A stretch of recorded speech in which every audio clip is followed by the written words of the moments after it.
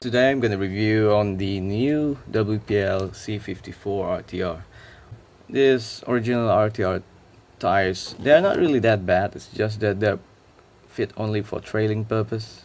So the one I have here is the C54-1 version, meaning it will give you some options to build either the standard LC80 or the one with the off-road kit, like the roof rack and front bumpers. These are the extra accessories it came with. Also, as usual, that'll give you charger, the truck itself, and the remote. And the remote itself is powered by two AA batteries, this special tool, else it will be nearly impossible to open that. This is where the battery goes. The biggest difference and improvement over the old one is the chassis itself. And of course, we're gonna remove that and see a closer look of it. As you can see, the chassis design itself is quite different, significantly different than the old version. The links is all new, and as you can see here, it is thicker and had a built-in ball joint. The drive shaft, let's talk about the drive shaft. They look the same as the old drive shaft, the plastic drive shaft, but it is actually thicker. This is the old drive shaft. Not sure if you guys can see this, but the new one is thicker. It's also tighter, meaning this one had a lot of play. This one, nearly no play at all. One thing about the linkages is that it has this nice clearance here. Even if you put larger tires in this, it will not rub on those linkages. And one thing that is new to this truck is the panhard system. The panhard mount on the chassis is a separate piece. The axle truss is a new design. This one came with a 25G servo.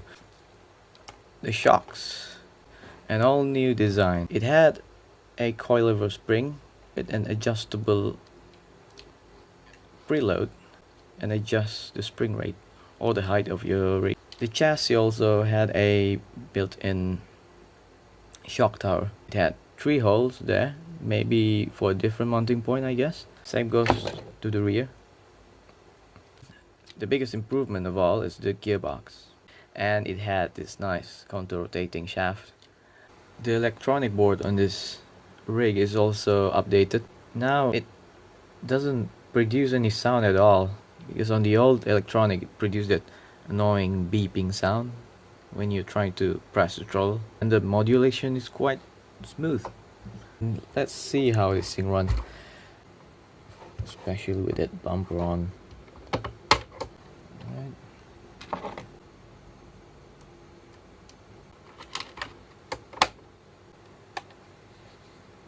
I turn that on. So we have steering. Move it forward.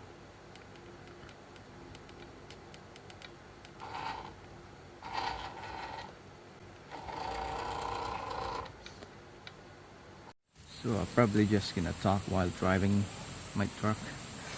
Well, since I don't have any like camera mounting on my remote, and of course this is a standard remote, but I'm probably gonna put something up there, but it is what it is. Let's try climbing this tiny hill. If it can go up there or not. There's plenty of speed and torque, but the ESC cutoff is kinda annoying sometimes when it detects and overload in the motor, and then it'll just cut off. I'm gonna show you example on that later. And since the truck CG is quite high,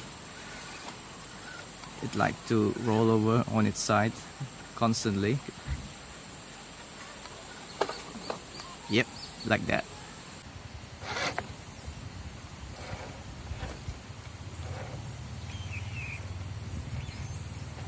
You hear that? Yeah, that's the sound of the ESC cutting off the motor. But it's quite alright. All you have to do is just back up for a while, then try to balance the throttle like balance on your car pedal. Yep, like that. It'll go up all the way, just fine. Let's try and hit this tree root. Just carefully going down there. Try not to get it rolled. Yeah. It has plenty of speed actually. I like that.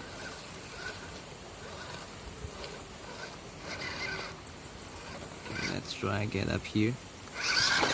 Yep, no problem. Let's try go through this course. This is also one of our favorite trailing spots. The EAC modulation is just so good. It's just so smooth. It's just that this motor just doesn't have enough torque. And not sure if you guys realize this or not. There's no sound at all. There's no beeping sound like the old ESC. Crawls just so smooth. Let's go out there. Yep, no problem. And then this thing definitely lacks the steering angle, but I guess it's enough for a few turns. Let's try see if it can go downhill safely. Yep, no problem.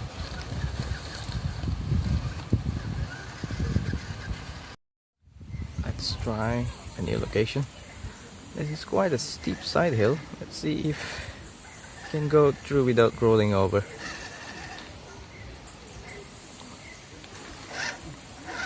You can see how the counter-rotating gearbox helps in preventing torque twist. It goes up the hill really nice.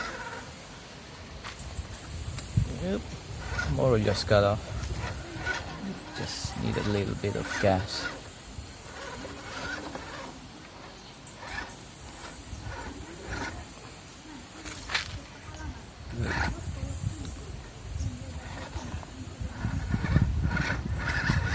Yep, no problem.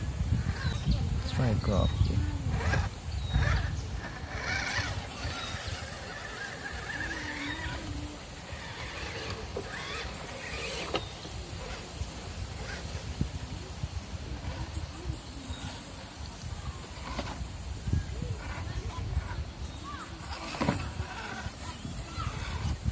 Nice and controllable.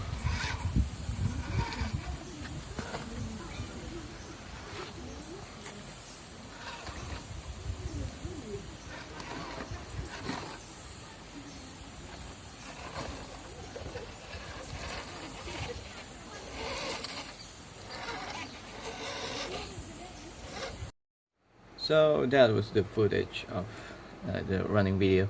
Before I forget, here's some size comparison with the C24. Of course it's shell only since I'm currently doing maintenance on the chassis. There we go.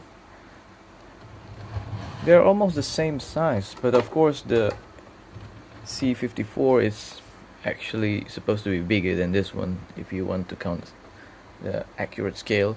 This is the size on this one is something around 115, 116 probably. I'm not sure about that. While the C24 is 114. I've measured it and it's supposed to be 114, not 116.